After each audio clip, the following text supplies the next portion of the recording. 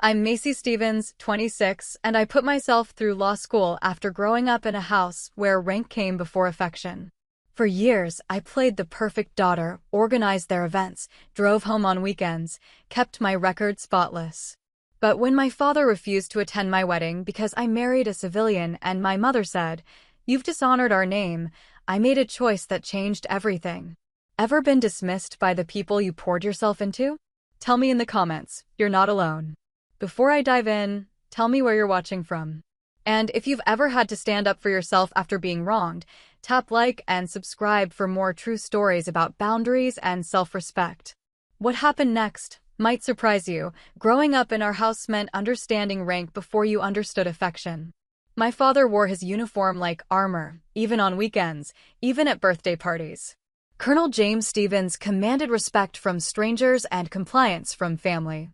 My mother, Patricia, orbited around his authority like a devoted adjutant, reinforcing his vision of order with her own brand of quiet insistence. Every morning started at 0600 hours. No exceptions.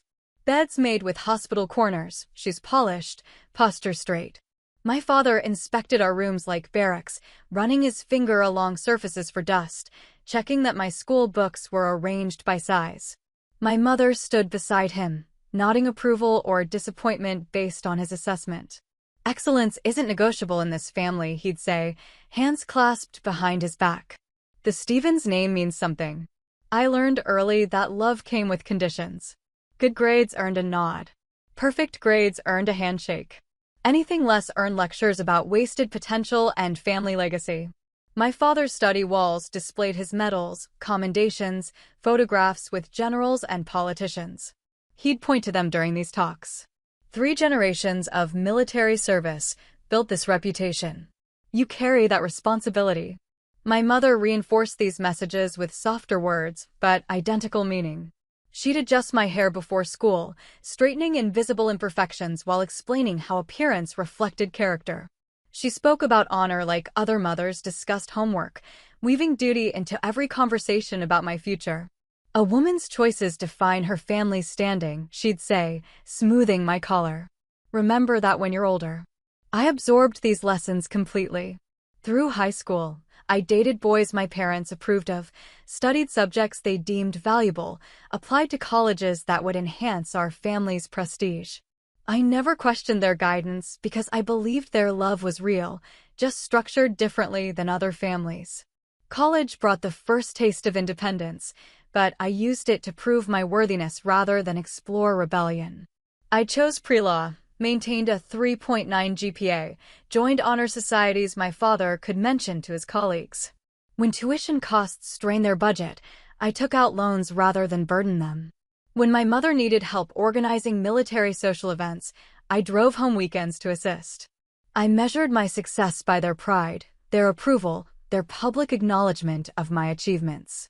At military functions, my father would introduce me to other officers, listing my accomplishments like a service record. My mother would beam beside him, adding details about my dedication and character. This system worked until I realized how one-sided it had become. I gave time, energy, loyalty, perfect behavior. They gave conditional approval that could evaporate the moment my choices diverged from their vision. But I didn't recognize this imbalance yet. I was still too invested in earning their love to question whether I already deserved it. The summer before my senior year, I interned at a law firm downtown. My parents approved of this career path, seeing it as prestigious enough for a military family. They spoke about my future in terms of the connections I'd make, the status I'd achieve, the suitable husband I'd eventually attract within professional circles. During that internship, I learned something crucial about myself. I worked harder for approval than happiness, shaped my personality to match their expectations rather than discover my own preferences. I excelled at becoming what they wanted, but I'd never learned who I actually was underneath all that performance.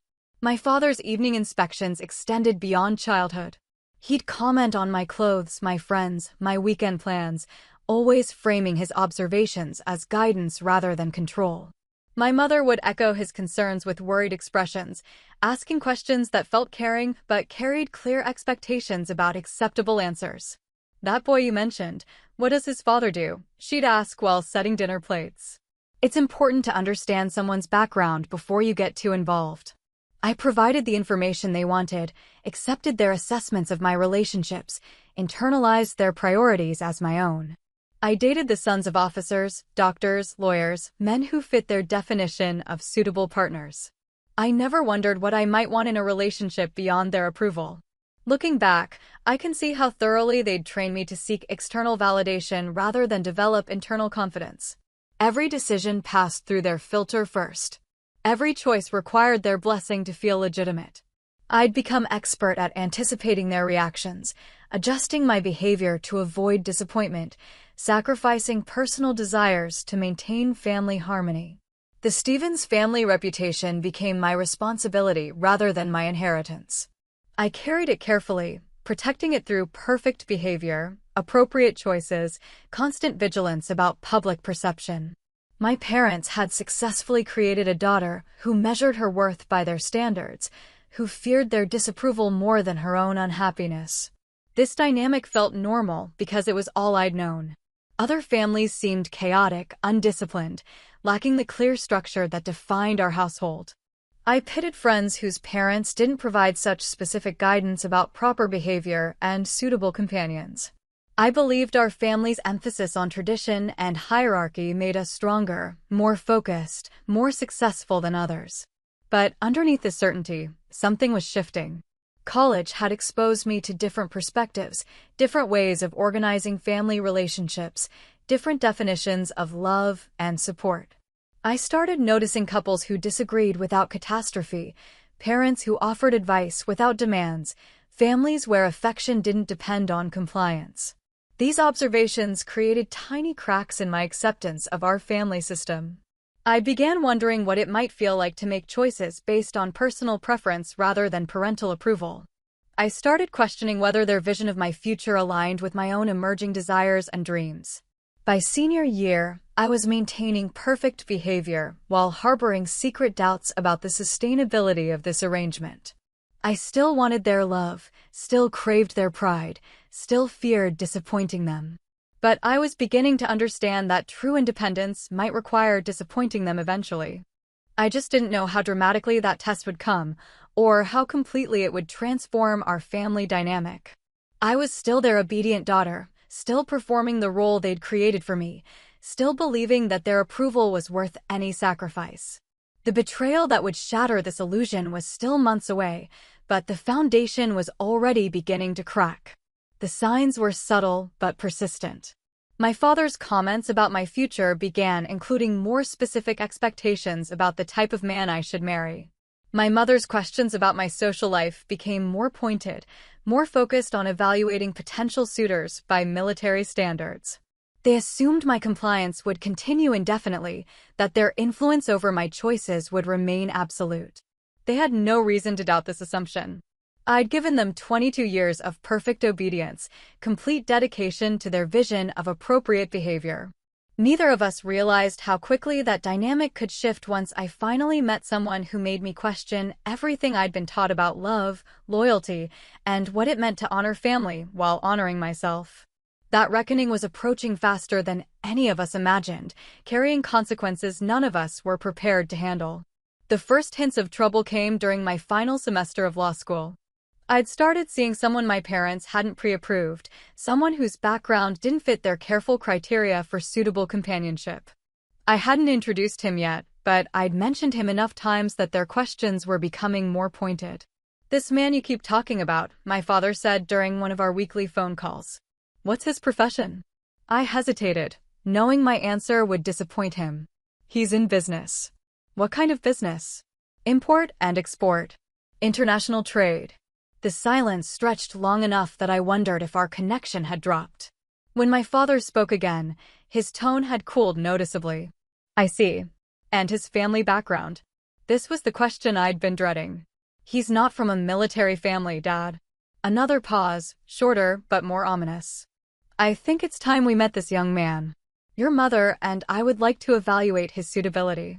The word evaluate sent chills through me. I'd watched them assess my previous boyfriends with surgical precision, finding flaws that somehow became obvious only after they pointed them out. Their approval had always felt necessary for any relationship to continue. But something was different this time. I found myself reluctant to subject him to their judgment. "Maybe in a few weeks," I said, stalling. "Things are busy with graduation coming up." "Your final semester is exactly why we need to meet him now," my mother interjected, having joined the call. "If this relationship is serious, we need to understand what kind of future you're considering." Their concern felt less like protection and more like surveillance. For the first time, I recognized the subtle manipulation in their approach. They weren't asking to meet someone I cared about, they were demanding the right to approve or reject my choice based on criteria I'd never agreed to accept. "I'll think about it," I said, which was diplomatic code for probably not. After hanging up, I sat in my apartment feeling something I'd never experienced before: resentment toward my parents' expectations. The emotion was so unfamiliar that I almost didn't recognize it. I'd been trained to interpret their guidance as loving concern, their standards as protection from poor decisions. But their reaction to my new relationship felt different. They hadn't asked if I was happy, if he treated me well, if I felt respected and valued. They'd focused immediately on his professional status and family connections, measuring his worth by standards that had nothing to do with his character or our compatibility. Over the following weeks, their questions became more frequent and more pointed. They wanted to know where he'd gone to school, what his parents did for work, whether he had military connections, what his long-term financial prospects looked like.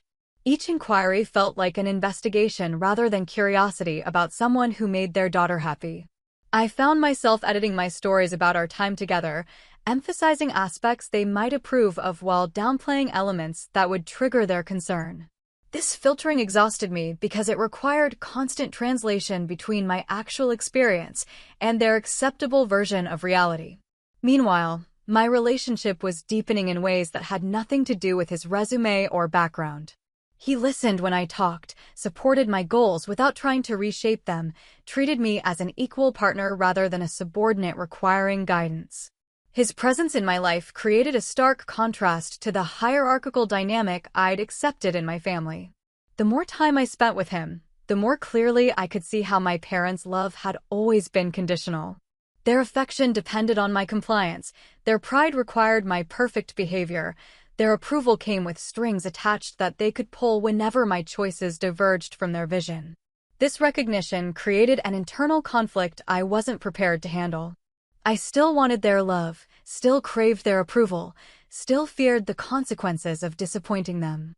But I was beginning to understand that accepting their conditions might mean sacrificing my own happiness indefinitely. The tension came to a head during spring break when I finally brought him home to meet them. I'd prepared him for their intensity, their questions, their tendency to evaluate people by military standards rather than personal qualities. But I hadn't prepared myself for how clearly his presence would illuminate the dysfunction in our family dynamic. From the moment we walked through the door, my parents treated him with polite hostility. They asked pointed questions about his background, education, career prospects, family connections. They listened to his answers with skeptical expressions, exchanging meaningful glances when they thought we weren't watching. My father's questions felt like an interrogation, designed to expose inadequacies rather than understand character.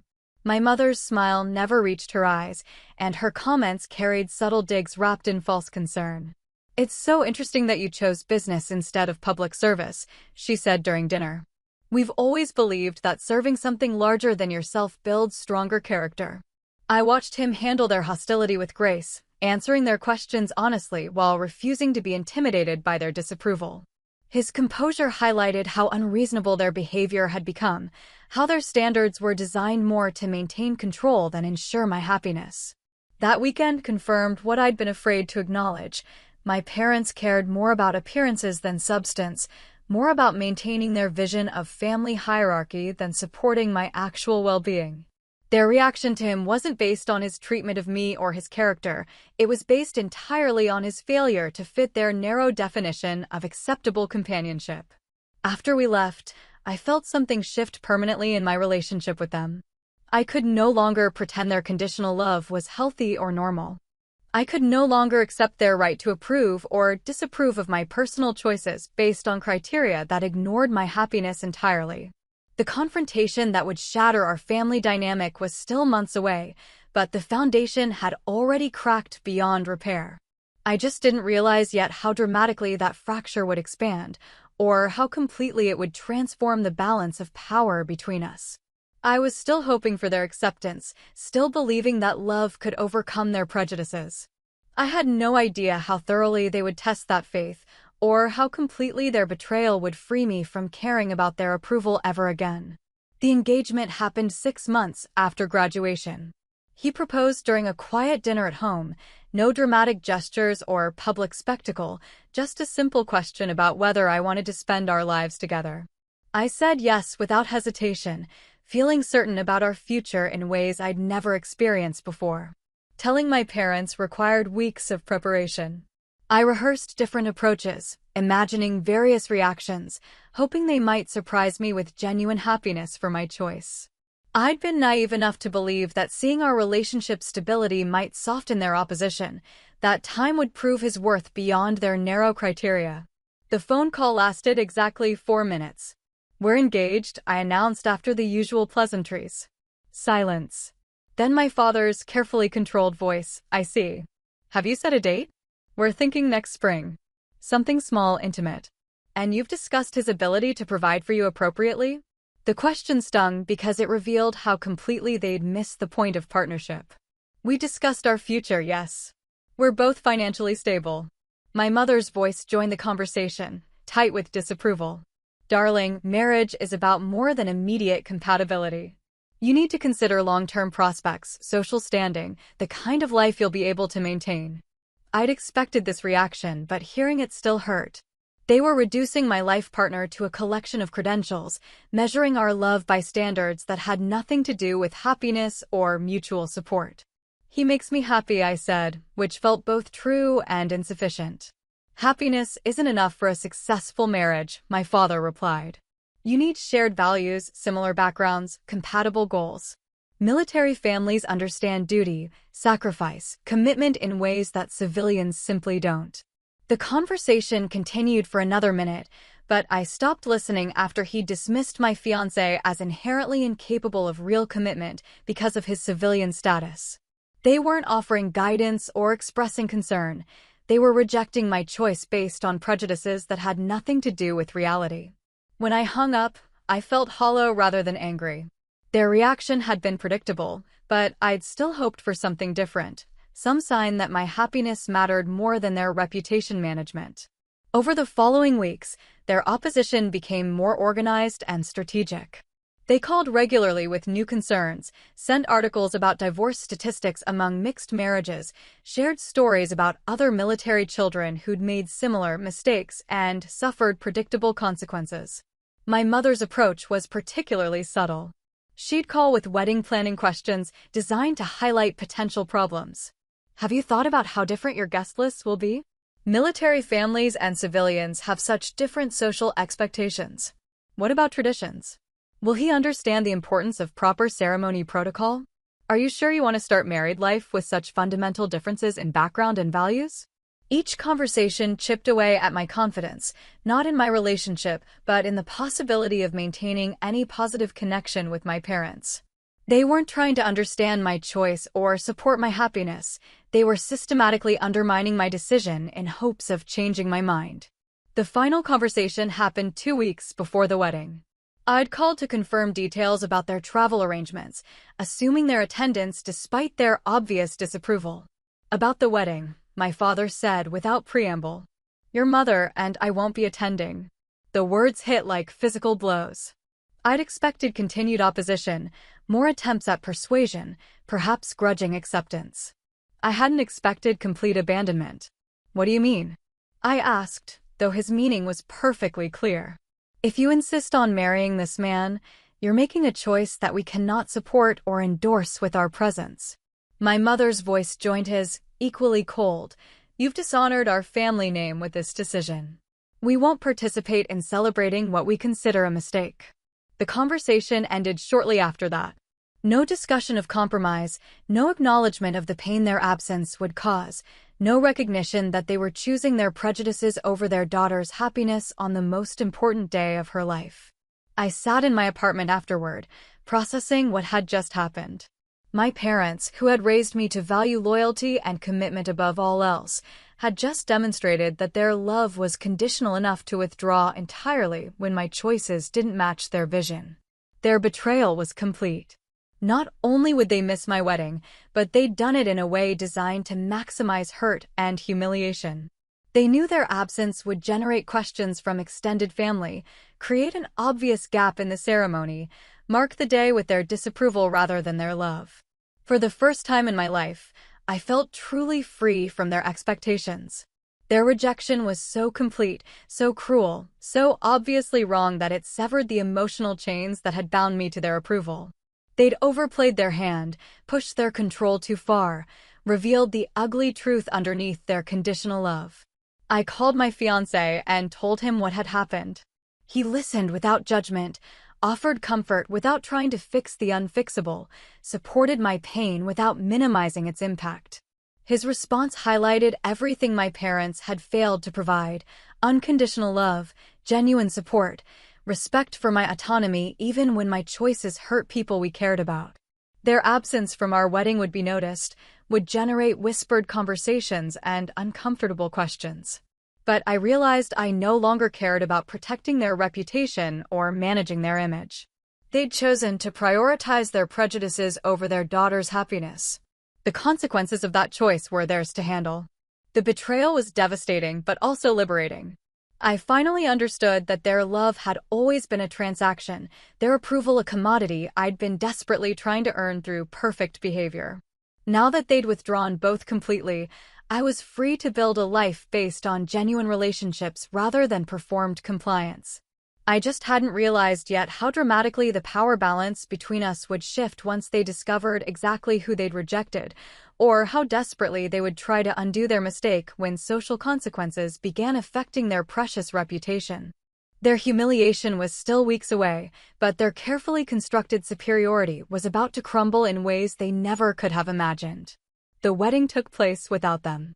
My fiancé's family filled the emotional gap their absence created, treating me with the genuine warmth I'd always hoped to receive from my own parents. His mother helped with last-minute details, his father walked me down the aisle when my own father chose not to, his siblings included me in family jokes and traditions with natural affection. The contrast was striking. Where my family had always made love feel earned, his made it feel given. Where mine had placed conditions on acceptance, his offered it freely. Where mine had demanded conformity, his celebrated difference. But their absence still hurt. Not because I needed their approval anymore, but because their choice revealed how little our relationship had meant to them when tested against their prejudices. 26 years of devotion, compliance, and loyalty had been discarded the moment my choices diverged from their vision. During the reception, relatives from my father's side approached with carefully worded questions about my parents' absence.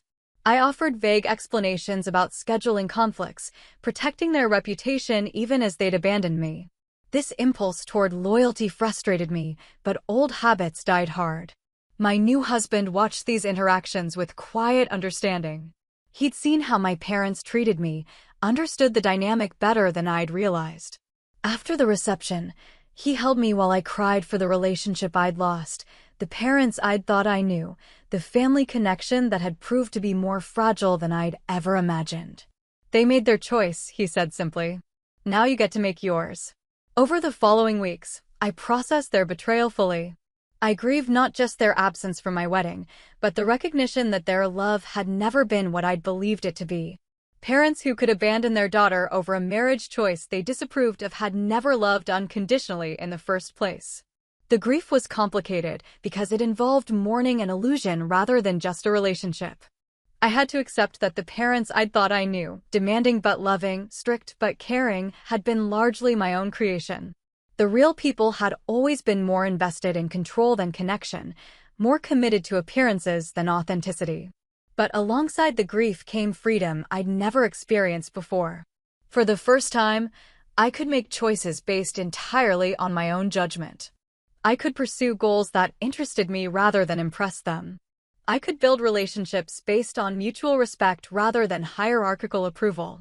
My husband supported this transformation without trying to direct it.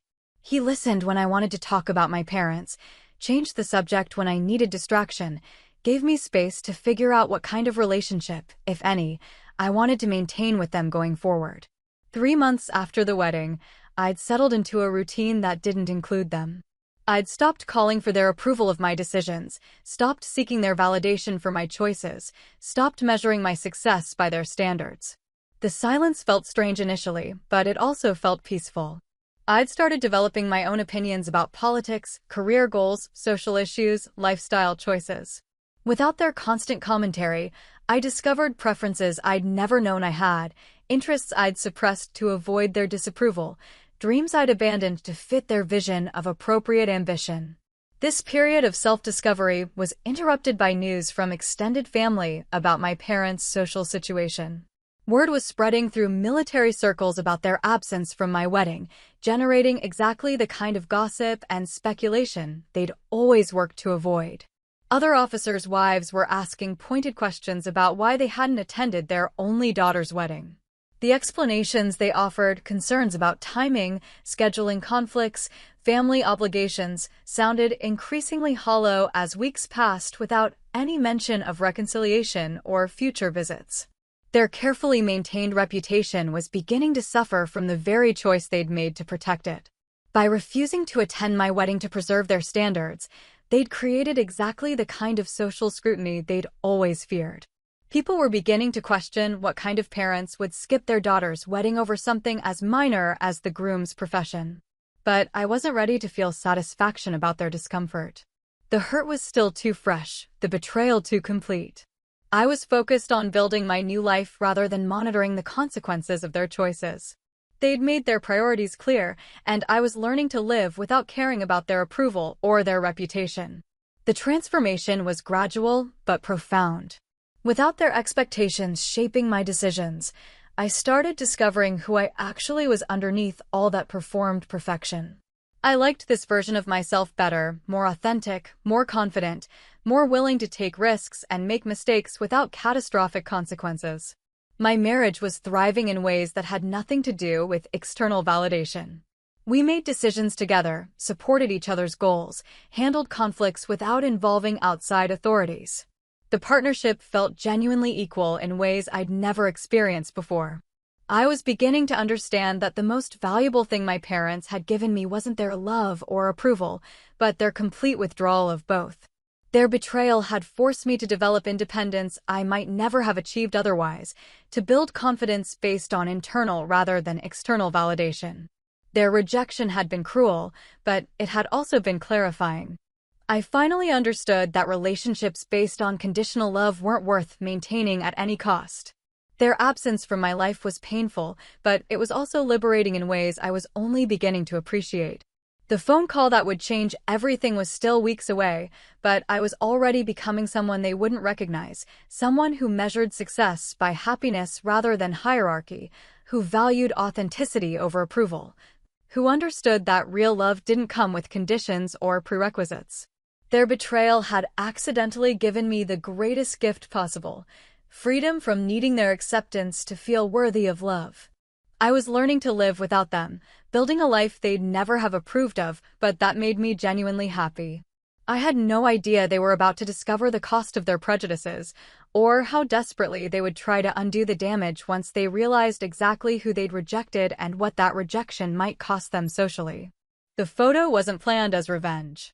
6 months after our wedding, my husband and I were spending a weekend on his yacht, something we'd done regularly since our honeymoon.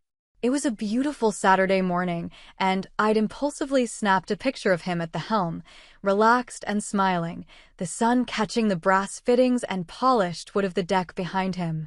Looking at the image later, I realized it perfectly captured something about him I'd never been able to explain to my parents. He looked completely at ease, confident without arrogance, successful without ostentation. The yacht itself was visible in the background, not the focus of the photo, just context for his natural composure. I stared at that picture for a long time, thinking about their dismissive comments about his profession, their assumptions about his prospects, their certainty that he was somehow beneath our family's standards. The irony was almost funny. They'd rejected him based on titles and credentials while remaining completely ignorant of his actual circumstances.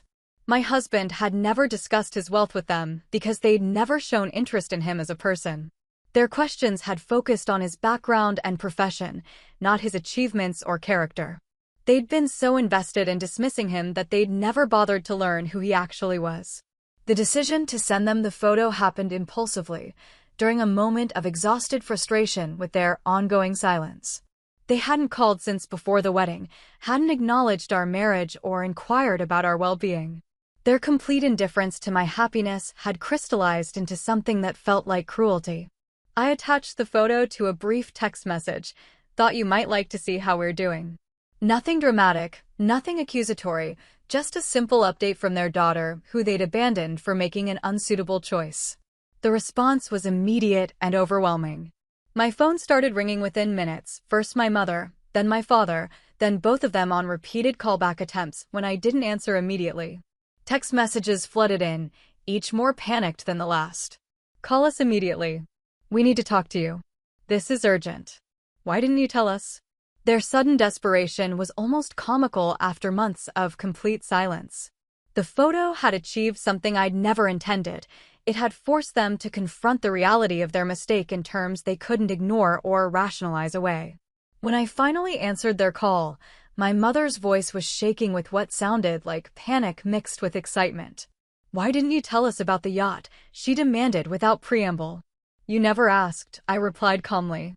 You were too busy explaining why he was unsuitable for our family. But we didn't know, my father interjected. You should have told us about his financial situation. The conversation continued for 20 minutes, but the themes remained consistent. They kept emphasizing what they didn't know, what I hadn't told them, what they hadn't understood about his true circumstances. Never once did they acknowledge that their rejection had been based on prejudice rather than facts, that their absence from our wedding had been cruel regardless of his financial status. We want to make this right, my mother said eventually. We made a mistake. What mistake was that? I asked, genuinely curious about how they would frame their betrayal. We should have gotten to know him better before making any judgments. It was a carefully worded non-apology that avoided acknowledging the real issue. They weren't sorry for their prejudice.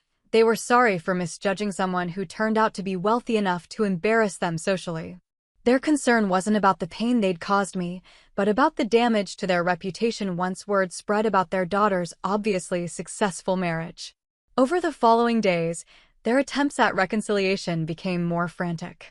They called repeatedly, sent flowers, left voicemails explaining how much they missed me and wanted to repair our relationship.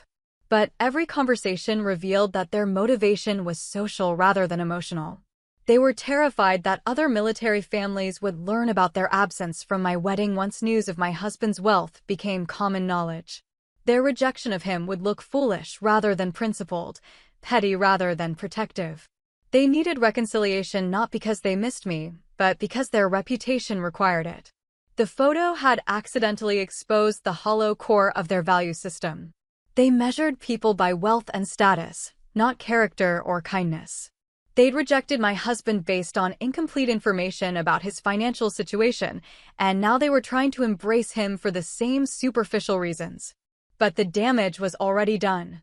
Their panic about social consequences revealed exactly how little genuine love had motivated their choices. If they'd cared about my happiness, they would have attended my wedding regardless of his profession. If they'd loved me unconditionally, they would have apologized for their cruelty rather than their ignorance. The reversal was so complete and so obviously self-serving that it destroyed any remaining hope I'd harbored about the authenticity of their affection. They weren't trying to rebuild a relationship with their daughter, they were trying to manage a social crisis that their prejudices had created. I found myself feeling sorry for them rather than angry. Their desperation was genuine, but it was motivated by fear of embarrassment rather than love for their child. They were discovering that their careful reputation management had backfired spectacularly, that their absence from my wedding now looked like a massive error in judgment rather than principled stand. The photo had done more than reveal my husband's wealth, it had revealed the true nature of my parents' priorities. They were willing to abandon their daughter to maintain their prejudices, but they were also willing to abandon those same prejudices to maintain their social standing. Neither choice had anything to do with genuine care for my well-being. Their transformation from rejection to desperate acceptance happened too quickly to feel authentic. 6 months of silence, followed by frantic attempts at reconciliation based solely on new information about his financial status. The timing made their motivations impossible to disguise or deny. I realized that sending the photo had been a test I hadn't consciously designed. Their reaction told me everything I needed to know about whether genuine reconciliation was possible. They'd failed that test completely, revealing that their love remained as conditional as ever, just based on different conditions now. The power dynamic between us had shifted permanently. They needed me now more than I needed them, needed my forgiveness to restore their social standing, needed my acceptance to undo the damage their prejudices had caused. But I was no longer interested in managing their reputation or protecting them from the consequences of their choices. They'd taught me to value appearances over authenticity, to measure relationships by external validation rather than internal satisfaction. Now they were discovering what happened when those lessons were applied to their own behavior. The photo had simply made visible what had always been true about their priorities. I wasn't ready to feel victorious about their discomfort, but I also wasn't ready to rescue them from the situation they'd created. They'd made their choice based on their values, and now they were experiencing the consequences of those values. The photo had simply accelerated a reckoning that was probably inevitable. Their struggle was just beginning, but mine was finally ending. I no longer needed their approval or feared their disapproval. The photo had accidentally proven that their judgment was worthless, their standards were shallow, and their love was too conditional to be worth pursuing. That clarity was worth more than any revenge I could have planned. The social consequences for my parents unfolded gradually over the following months. Military wives who had initially supported their principled stand began asking more pointed questions once details about my husband's background became common knowledge. The narrative shifted from protecting family standards to missing an advantageous connection through poor judgment. At officers' club events, conversations would pause when my mother entered rooms. Other wives would exchange meaningful glances when she tried to participate in discussions about their children's marriages and achievements. Her absence from my wedding, once seen as admirable dedication to military values, was being reframed as a social and strategic error. My father faced subtler but equally damaging consequences. His colleagues began making casual comments about family relationships, about the importance of supporting children's choices, about how military leadership required adaptability and good judgment in personal as well as professional situations. No one accused him directly, but the implications were clear. They'd built their reputation on being the kind of parents whose standards commanded respect. Now those same standards were being questioned as rigid, outdated, possibly even destructive to family unity. The very hierarchy they'd used to justify their behavior was now being used to critique their judgment. The panic in their repeated phone calls became more desperate as weeks passed. They could sense their standing eroding, but couldn't figure out how to stop it without acknowledging mistakes they weren't prepared to admit. Every attempt at contact revealed their growing social isolation.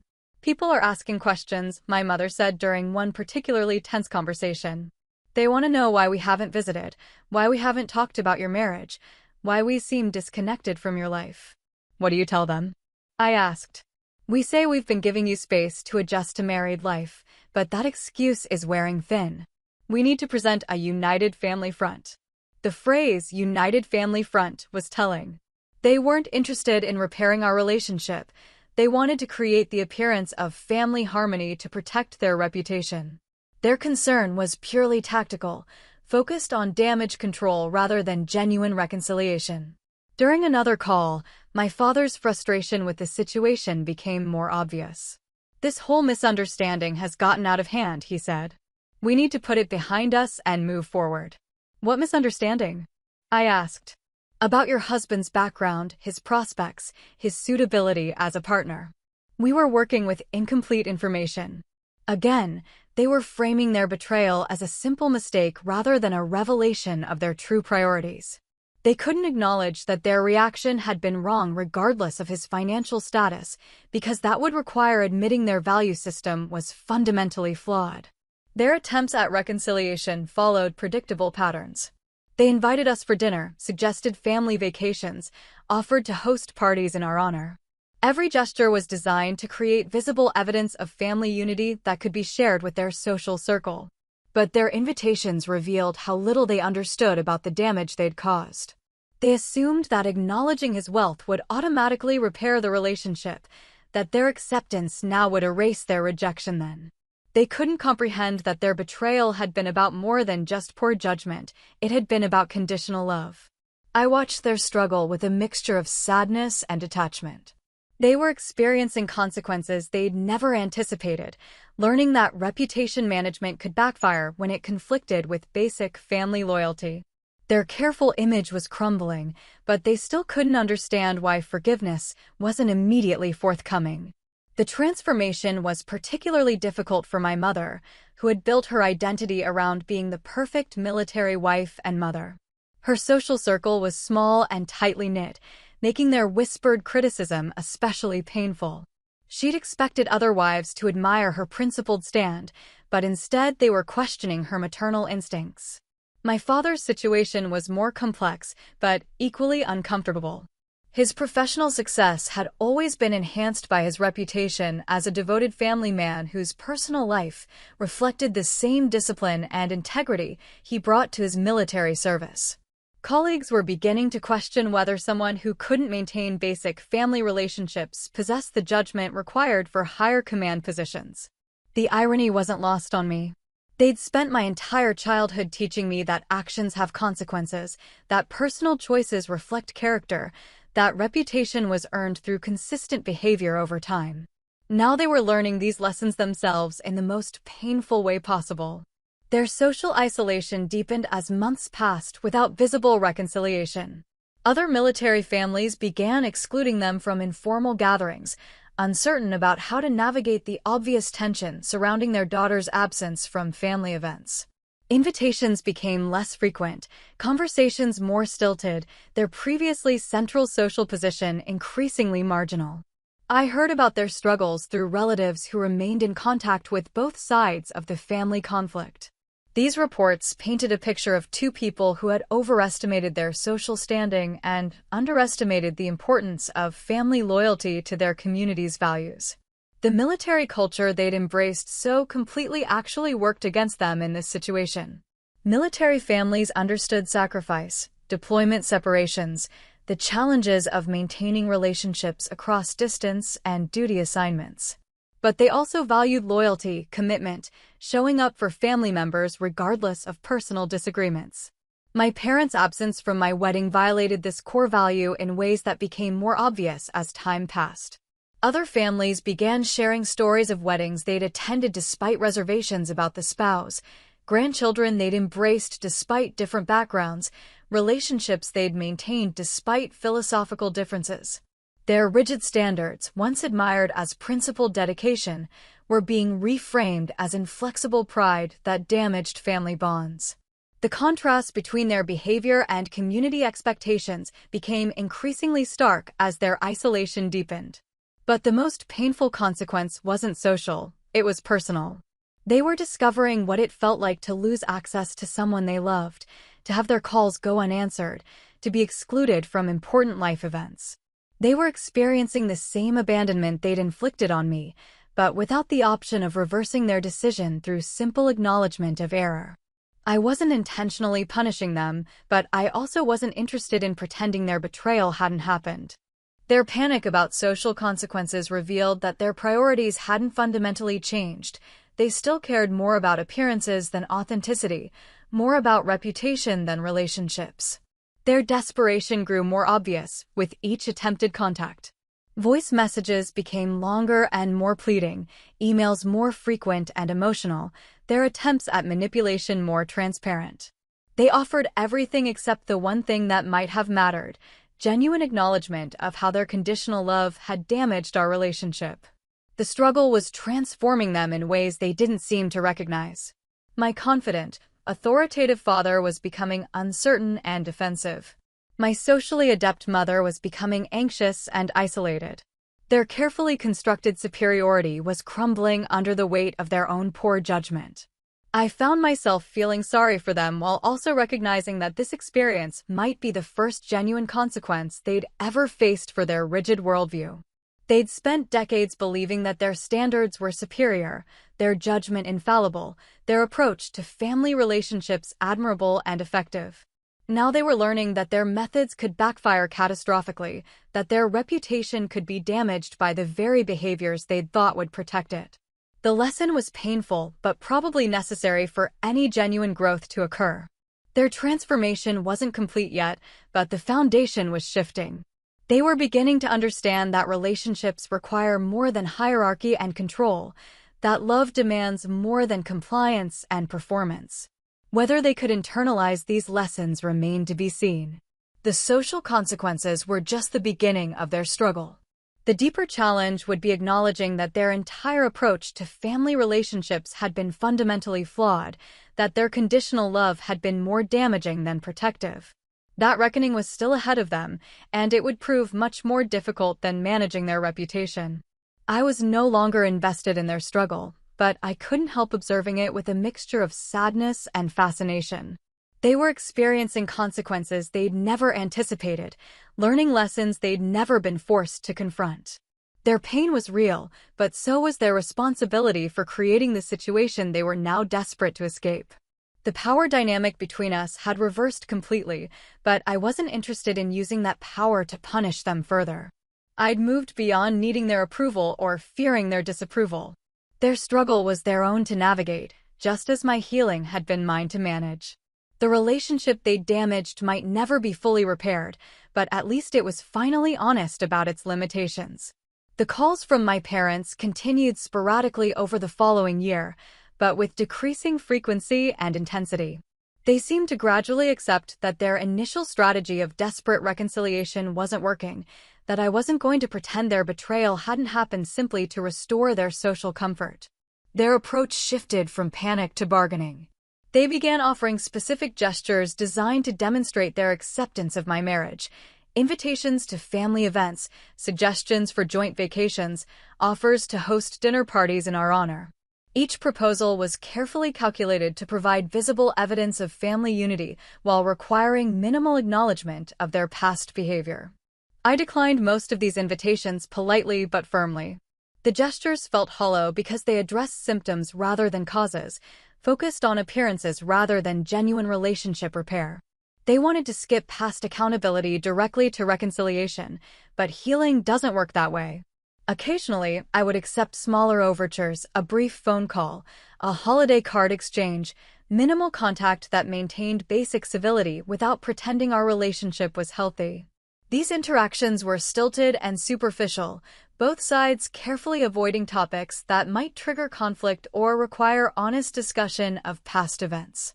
During one of these conversations, my mother made a comment that revealed how little she understood about what needed to happen for real reconciliation. "I don't know why you're still upset about the wedding," she said. "That was over a year ago. We've acknowledged that we made a mistake about his background. Isn't it time to move past it?" The question demonstrated exactly why our relationship remained damaged. She was framing their betrayal as a simple error in judgment about his qualifications rather than a fundamental failure of love and loyalty. She wanted forgiveness, without understanding what needed to be forgiven. "The issue wasn't his background," I explained. "The issue was your willingness to abandon me over a decision you disapproved of." "We were trying to protect you," she replied, falling back on familiar justifications. "You were trying to control me. When that didn't work, you punished me." These conversations rarely progressed beyond surface-level acknowledgement of mistakes and misunderstandings. They couldn't or wouldn't engage with the deeper issues that had caused the rift: their conditional love, their controlling behavior, their prioritization of reputation over relationship. Meanwhile, my life was thriving without their involvement. My marriage had deepened into something beautiful and stable, built on mutual respect rather than hierarchical approval. My career was progressing based on my own goals rather than their expectations. I was discovering interests and values I'd never been free to explore while seeking their approval. The contrast between my flourishing independence and their ongoing struggle with social consequences became more pronounced over time. They were still dealing with whispered criticism and reduced invitations, still trying to manage the damage to their reputation, still learning how completely their rigid standards had backfired. I heard occasional updates through relatives about their situation. My father had been passed over for a promotion that everyone expected him to receive. The official reasons were never explicitly stated, but timing suggested that questions about his judgment and leadership style may have influenced the decision. Military leadership requires emotional intelligence and relationship management skills that his personal choices had called into question. My mother's social isolation had deepened rather than improved. Other military wives had initially been sympathetic to her principled stand, but as time passed without reconciliation, their support shifted to criticism. They began questioning what kind of mother would maintain a grudge against her own daughter over something as minor as spouse selection. Their struggles weren't bringing me satisfaction, but they also weren't motivating me to rescue them from consequences they'd created through their own choices. I'd learned to separate their pain from my responsibility, to feel compassion without feeling obligated to fix problems I hadn't caused. The transformation in my own life was profound and ongoing. Without their constant commentary and approval-seeking, I developed confidence based on internal rather than external validation. I made decisions based on my values rather than their expectations, chose goals that fulfilled me rather than impressed them. My relationship with my husband had become the model for how healthy partnerships should function. We disagreed without catastrophe, supported each other's goals without trying to control them, made major decisions through discussion rather than hierarchy. The contrast with my parents' approach to family relationships was striking. I'd also developed friendships based on genuine connection rather than strategic networking. Without my parents' influence, I'd learned to value authenticity over status, kindness over credentials, mutual support over competitive advantage. My social circle was smaller, but much more genuine than the connections I'd maintained while seeking their approval. The healing process was gradual but real. I was learning to trust my own judgment, to value my own opinions, to measure success by happiness rather than hierarchy. The freedom was intoxicating after a lifetime of performance and approval-seeking. Occasionally, I would feel sadness about the relationship we'd lost, but I was also grateful for the relationship I'd escaped. Their conditional love had been more prison than protection, their standards more limiting than elevating. Their betrayal had accidentally freed me from bonds I hadn't recognized as restrictive. The question of whether reconciliation was possible remained open, but I was no longer interested in pursuing it actively. If they wanted a genuine relationship, they would need to do the work of understanding why their behavior had been damaging and take responsibility for changing their approach. I was no longer willing to manage their emotions or protect them from the consequences of their choices. Their struggle continued, but mine was ending. I'd found peace with the situation, acceptance of their limitations, and freedom from needing their approval to feel worthy of love. The betrayal that had once devastated me had ultimately become the catalyst for developing genuine self-worth and authentic relationships. The power dynamic had shifted permanently, but I wasn't interested in using that power to punish or control them. I'd learned better models for handling relationships from my marriage and friendships, models based on respect and support rather than manipulation and conditional approval. Their approach had damaged our family, but it had also taught me exactly what I didn't want to replicate in my own relationships. The resolution came 3 years after my wedding, not through dramatic confrontation or tearful reconciliation, but through a gradual settling into new patterns that acknowledged reality rather than fighting it. My parents slowly accepted that their previous relationship with me was gone permanently, that any future connection would need to be built on different terms entirely. The process began with a letter from my father, surprisingly direct and uncharacteristically humble. He wrote about his regrets regarding my wedding, his recognition that their absence had been wrong regardless of their concerns, and his desire to rebuild our relationship on terms I would find acceptable. The letter was different from their previous attempts at reconciliation because it focused on their behavior rather than their misunderstanding of my husband's qualifications. For the first time, he acknowledged that the issue had been their conditional love rather than incomplete information about his background. "I realize now that our absence from your wedding was unforgivable," he wrote. "Not because we misjudged your husband's worth, but because we failed to support you when you needed us most. A parent's job is to love unconditionally, and we failed that test completely." The acknowledgement felt genuine in ways their previous apologies hadn't. He wasn't trying to minimize their betrayal or shift responsibility to misunderstandings. He was accepting that their behavior had been wrong and their priorities had been damaged. He proposed a different kind of relationship going forward, one where they offered support without demanding control, where they expressed opinions without expecting compliance, where they demonstrated love through presence rather than performance. The terms were exactly what I would have proposed if asked. My mother's separate letter was shorter, but equally significant. She wrote about her regret at missing my wedding day, her sadness at losing daily contact with me, and her understanding that their rigid standards had damaged our family more than protected it. "I spent so much time worrying about what other people would think that I forgot to consider what you needed from us," she wrote.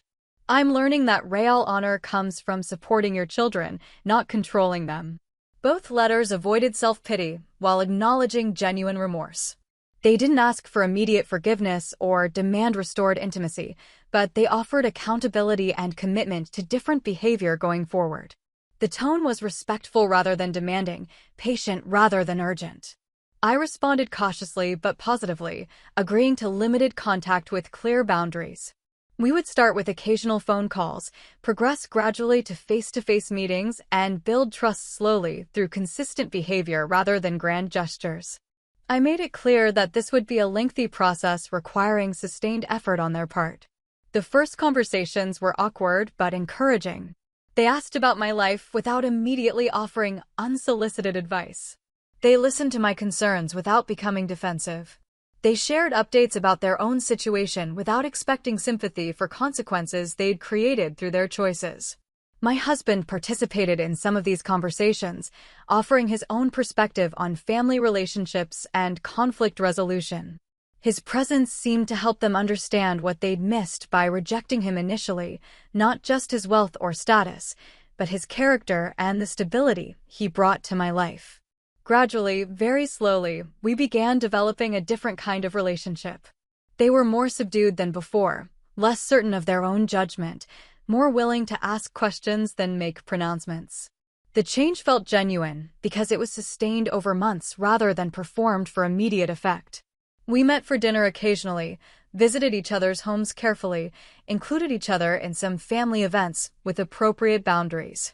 The interactions were pleasant but not deeply intimate, civil but not completely comfortable. We were learning to be family members rather than trying to recreate the parent-child dynamic that had been so damaged. The reconciliation wasn't complete and probably never would be. Too much had happened for us to pretend the betrayal hadn't occurred or returned to our previous relationship patterns. But we were building something new that acknowledged reality while allowing for connection within appropriate limits. My parents had learned painful lessons about the consequences of conditional love, rigid standards, and prioritizing reputation over relationship. They were different people now, less arrogant, more uncertain, genuinely humbled by the experience of losing their daughter's respect and affection. I had learned equally valuable lessons about independence, self-worth, and the difference between healthy and unhealthy family dynamics. Their betrayal had forced me to develop strength I might never have needed otherwise, to build confidence based on internal rather than external validation. The yacht photo that had triggered their panic 3 years earlier seemed almost irrelevant now. It had served its purpose by revealing their superficial priorities and forcing a reckoning with their behavior. But the real issue had never been about wealth or status. It had been about love, loyalty, and respect.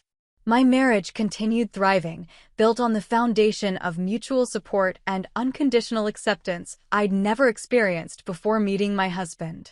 He'd shown me what healthy relationships looked like, how partners could disagree without abandoning each other, how love could exist without conditions or performance requirements. The contrast between my marriage and my childhood family dynamic remained striking. Where my parents had demanded compliance, my husband encouraged independence. Where they had offered conditional approval, he provided unconditional support. Where they had prioritized appearances, he valued authenticity. This difference had made their betrayal both more painful and ultimately more liberating. It had shown me clearly what I'd been missing, what I deserved in relationships, and what I would never accept again from people who claimed to love me. The resolution wasn't perfect, but it was honest. We were family members who cared about each other within appropriate limits, who had learned from past mistakes, who had grown from painful experiences. The relationship we'd built wasn't the one any of us had expected, but it was probably healthier than what we'd had before. My parents had lost their controlling influence over my life permanently, but they'd gained something potentially more valuable, a daughter who respected them for acknowledging their mistakes and working to become better people. The hierarchy that had once defined our relationship was gone, replaced by mutual respect between adults who had chosen to maintain family connections despite past conflicts. The real inheritance they'd given me wasn't money or status, but the knowledge of what I wouldn't tolerate in relationships and the strength to maintain boundaries even with people I loved. Their conditional love had accidentally taught me the value of unconditional acceptance. Their rigid standards had shown me the importance of flexibility and growth. Years later, looking back on the whole experience, I could see how their betrayal had been both devastating and transformative. It had ended one kind of relationship permanently while making better relationships possible. Their absence from my wedding had been cruel, but their presence might have prevented me from developing the independence I needed to become fully myself.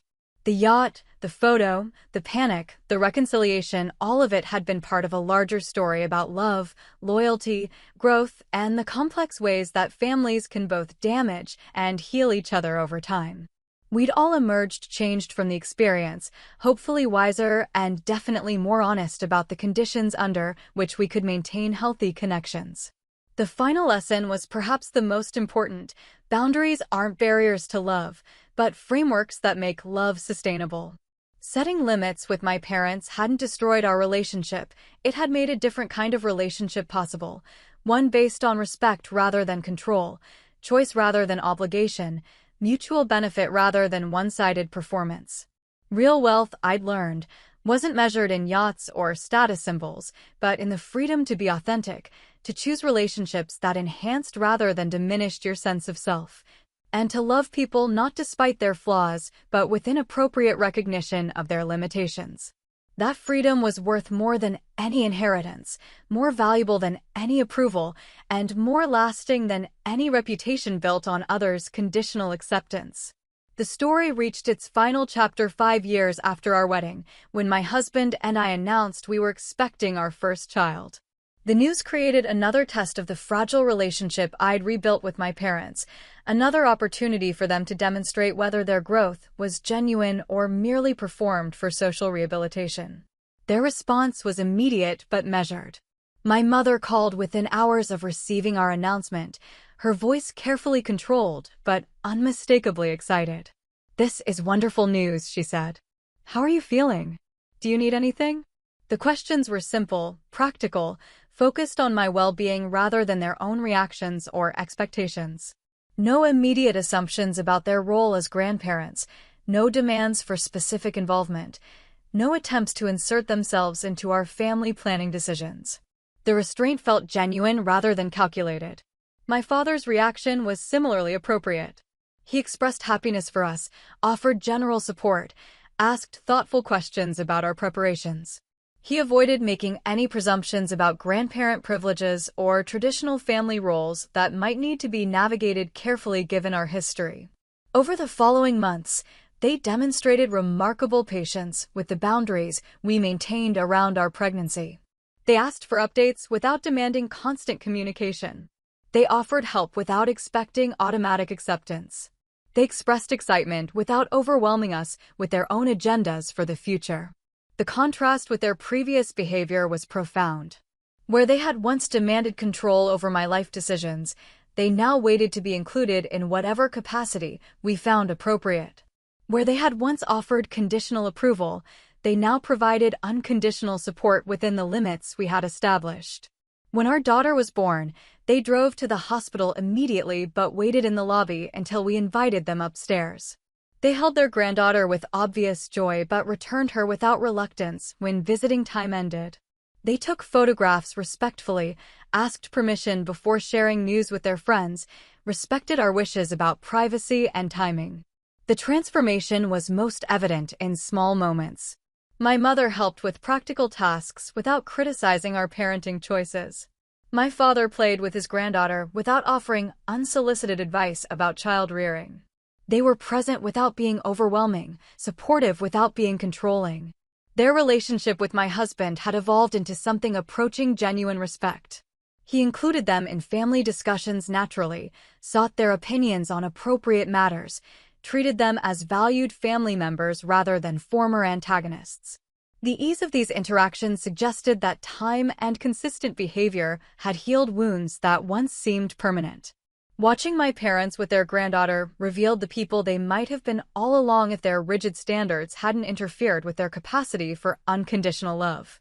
They were gentle, patient, genuinely delighted by her presence without needing to shape her development according to their vision of appropriate behavior. The military community that had once questioned their judgment now saw them as devoted grandparents who had successfully navigated family conflict to maintain important relationships. Their reputation had been restored not through manipulation or explanation, but through sustained demonstration of growth and changed priorities. But the most significant change was internal rather than social. They seemed more at peace with themselves, less driven by external validation, more focused on genuine relationships than strategic positioning. The crisis that had nearly destroyed our family had ultimately forced them to examine and modify their approach to love, loyalty, and what it meant to be family. That's my story. If it resonated, like, subscribe, and share it with someone who needs stronger boundaries. Now I want to hear from you. Have you ever been judged for who you chose to love? Would you forgive parents who skipped your wedding? Why or why not? What's one boundary you set that changed a family dynamic? If you were me, what would rebuilding trust look like? Drop your answers in the comments. Your experience could help someone else.